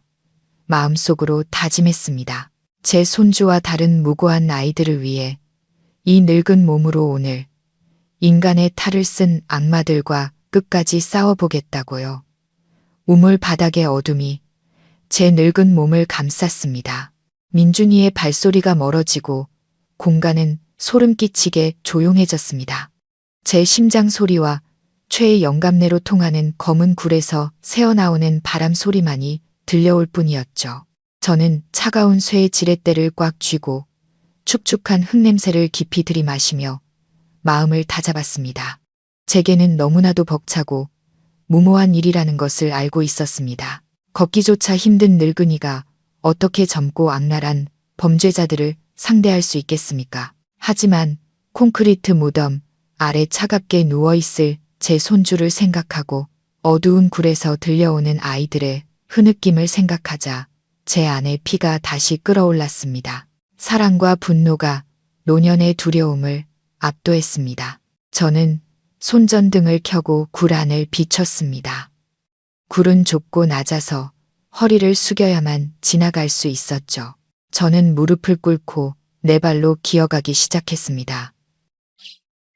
날카로운 돌멩이가 살을 파고들었지만 저는 이를 악물고 조금씩 앞으로 나아갔습니다. 깊이 들어갈수록 곰팡이 냄새는 더욱 심해졌고 역겨운 악취가 섞여 있었습니다.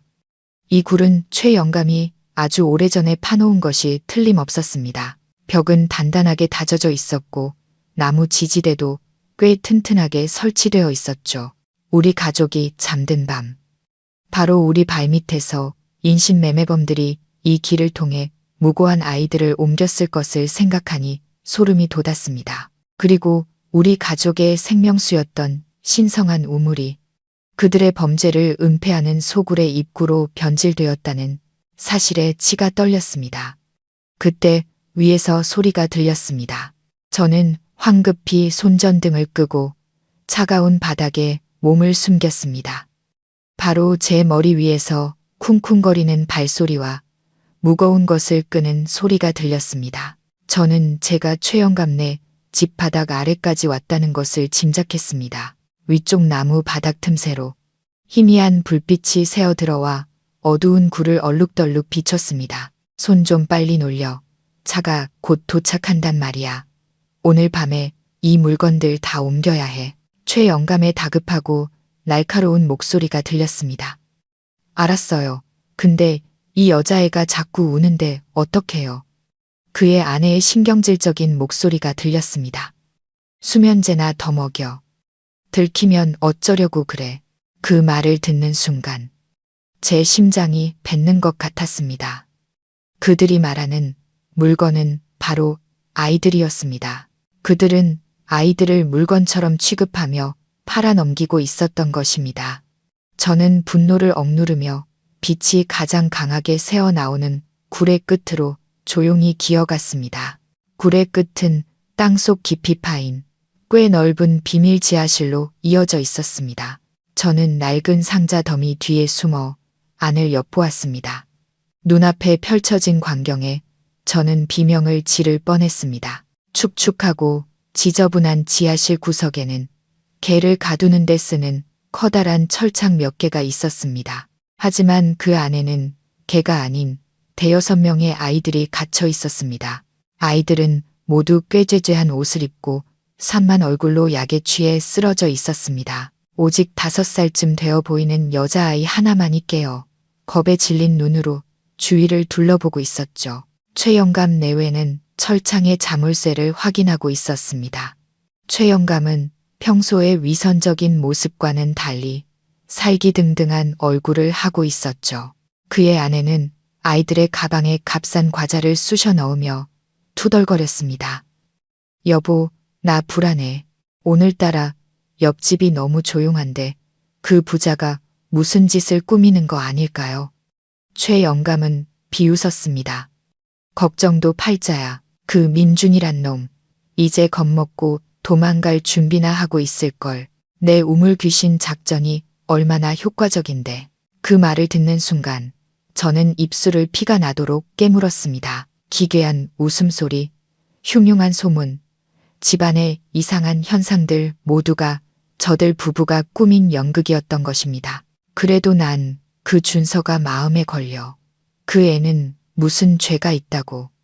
아내가 한숨을 쉬며 말했습니다. 무슨 죄? 재수가 없었던 거지. 하필 내가 굴뚜껑을 열 때 그놈이 그걸 봤잖아. 입을 막지 않았으면 우리 둘 다 감옥에 갔을 거라고. 최영감이 눈을 희번덕이며 소리쳤습니다. 그의 말이 제게는 천둥 소리처럼 들렸습니다. 다리에 힘이 풀리고 머릿속이 하얘졌습니다. 준서. 제 손주는 사고로 죽은 것이 아니었습니다. 살해당한 것이었습니다. 그날 오후 아이는 놀다가 우연히 그들의 범죄 현장을 목격했던 것입니다. 그리고 비밀을 지키기 위해 인간의 탈을 쓴 이 악마들이 천진난만한 아이를 잔인하게 살해하고 익사사고로 위장했던 것입니다. 이 짐승만도 못한 놈들, 참을 수 없는 고통이 주체할 수 없는 분노로 변했습니다. 저는 더 이상 참을 수 없었습니다. 제가 혼자라는 것도 늙고 약하다는 것도 잊었습니다. 저는 저들을 벌하고 제 손주의 억울함을 풀어줘야 한다는 생각뿐이었습니다. 저는 상처 입은 짐승처럼 울부짖으며 숨어있던 곳에서 뛰쳐나갔습니다. 살인자 놈들, 내 손주 목숨을 내놔라. 제 갑작스러운 등장에 최영감 내외는 경악했습니다. 그의 아내는 비명을 지르며 손에 들고 있던 물건을 떨어뜨렸고 최영감은 입을 벌린 채 얼굴이 새하얗게 질렸습니다. 박노인, 어떻게 여기에? 내 놈들의 죄악을 증명하러 왔다. 하늘이 무섭지도 않으냐. 내 놈들은 절대 빠져나가지 못해. 그습니다. 저는 쇠 지렛대를 휘둘러 철창을 내리쳤습니다. 큰 소리를 내어 그들을 위협하고 동시에 밖의 사람들에게 신호를 보내기 위함이었습니다. 쨍! 날카로운 쇠소리가 밀폐된 지하실을 울렸습니다. 철창 안의 아이들이 놀라 깨어나 공포에 질려 울기 시작했습니다. 잠시 당황했던 최 영감은 금세 평정을 되찾았습니다. 그는 탁자 위에 있던 칼을 집어들고 흉악한 눈으로 저를 노려봤습니다. 곱게 죽을 것이지 내 발로 저승길을 찾아왔구나. 내 놈도 그 손주 놈 곁으로 보내주마. 그는 칼을 휘두르며 제게 달려들었습니다.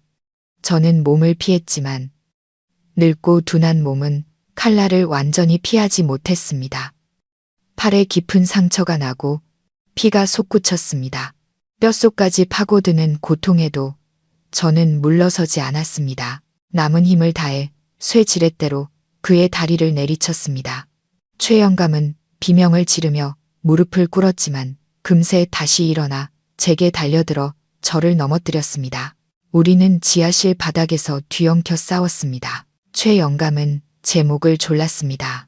거칠고 두꺼운 손가락이 제 늙은 목을 옥죄어 왔습니다. 저는 숨을 쉴 수 없었고 눈앞이 흐려졌습니다. 죽어, 이 늙은이야. 죽어버려. 그는 이를 갈며 소리쳤습니다. 그의 아내도 빗자루를 들고 저를 마구 때리기 시작했습니다. 저는 이제 죽는구나 생각했습니다. 눈앞에 준서의 환영이 나타났습니다. 아이가 웃으며 제게 손짓하고 있었습니다. 할아버지, 안 돼. 난 아직 죽을 수 없어. 저 아이들을 구해야 해. 저 아이들을 내 손주처럼 만들 수는 없어. 죽음의 문턱에서 저는 바닥에 모래를 한 움큼 쥐어 최 영감의 얼굴에 뿌렸습니다. 눈에 모래가 들어간 최 영감이 고통스러워하며 손에 힘을 풀었습니다. 저는 그 틈을 타 머리로 그의 턱을 들이받았습니다. 최 영감은 뒤로 나자빠졌습니다. 저는 피와 땀, 눈물로 범벅이 된 채 간신히 몸을 일으켰습니다. 저는 철창 앞을 막아서서 쇠 지렛대를 높이 들고 두 악마를 노려봤습니다. 누구든 다가오면 내 목숨을 걸고 싸우겠다. 그때였습니다. 쾅! 지하실 문이 부서지며 손전등 불빛과 함께 외침이 터져 나왔습니다. 경찰이다. 모두 꼼짝 마. 민준이와 경찰, 그리고 마을 자율 방범대원들이 들이닥쳤습니다. 피투성이가 된 채 아이들을 지키고 서 있는 저를 본 민준이가 고통스럽게 외쳤습니다. 아버지, 녀석은 달려와 저를 부축했습니다. 눈물이 그의 뺨을 타고 흘러내렸습니다. 아버지, 제가 너무 늦었어요. 죄송해요, 아버지. 저는 힘없이 웃으며 쇠 지렛대를 떨어뜨리고 아들의 품에 쓰러졌습니다. 난 괜찮다. 저놈들을 잡아라.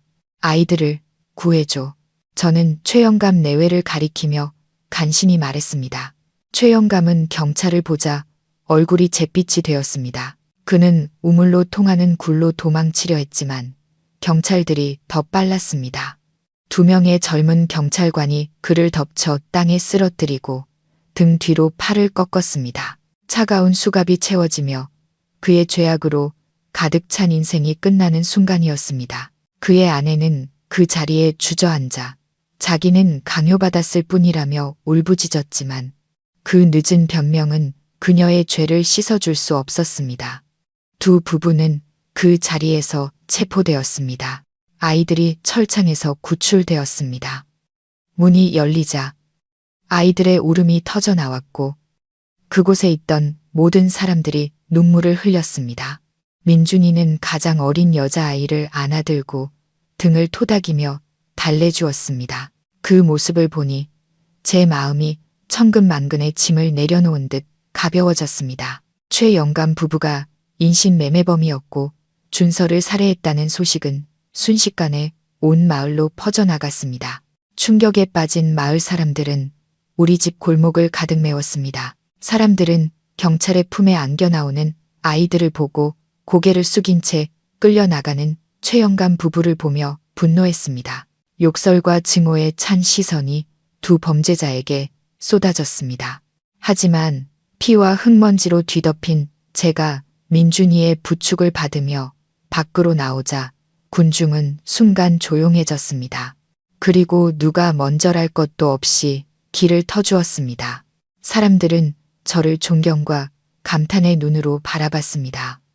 어르신, 정말 대단하십니다. 마을의 영웅이십니다. 이웃들의 진심 어린 격려에 저는 눈시울이 붉어졌습니다. 마침내 우리 가족의 억울함이 풀린 것입니다. 귀신 들린 집이라는 오명은 사라지고 고통스럽지만 명백한 진실만이 남았습니다. 그 진실은 우리 마을의 평화를 가져다 주었습니다.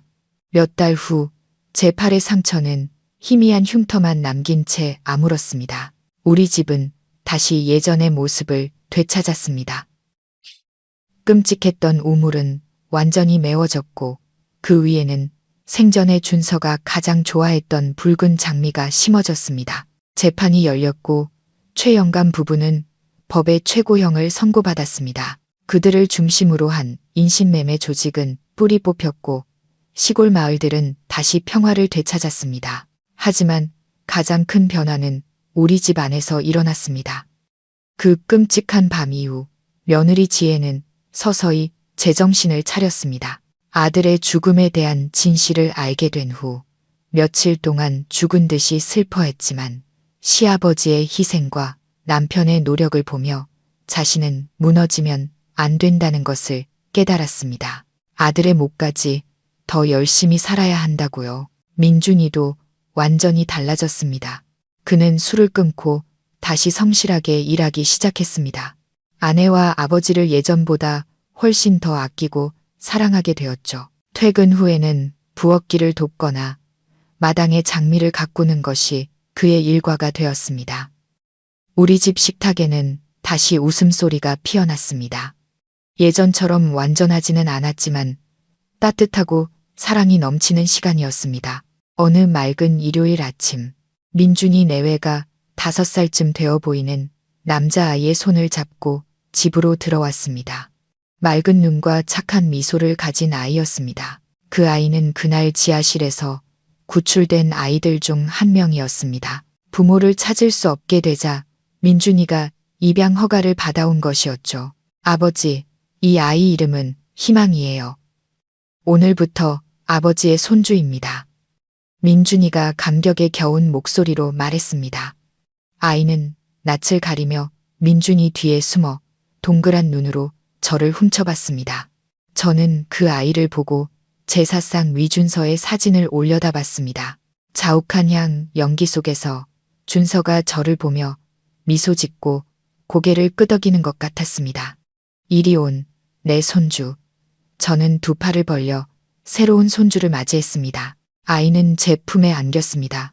작고 따뜻했습니다. 할아버지, 그 한마디가 어찌나 달콤하고 정겹게 들리던지요. 제 눈에서 눈물이 흘렀지만 이번에는 행복과 새로운 시작을 위한 눈물이었습니다. 그날 오후 우리 세대는 다시 늙은 감나무 아래에 모여 앉았습니다. 눈부신 햇살이 나뭇잎 사이로 쏟아져 내렸고 시원한 바람이 들판에 벼있는 냄새를 실어왔습니다. 저는 평상에 앉아 부채질을 하며 희망이에게 연 날리는 법을 가르쳐주는 민준이와 그 옆에서 미소 지으며 뜨개질하는 지혜를 바라봤습니다. 평화가, 진정한 평화가 이곳에 다시 찾아왔습니다. 악몽은 끝났습니다. 상실의 고통은 여전히 마음속 깊이 남아있지만 우리는 알고 있습니다. 사랑과 선한 마음만 있다면 가장 어두운 곳, 가장 차가운 무덤 위에서도 희망과 생명의 꽃은 피어날 수 있다는 것을요. 저는 파란 하늘을 올려다보며 바람결에 속삭였습니다. 준서야, 이제 편히 쉬렴. 할아버지와 아빠, 엄마는 이제 괜찮단다. 고맙다. 내 용감하고 착한 손주야.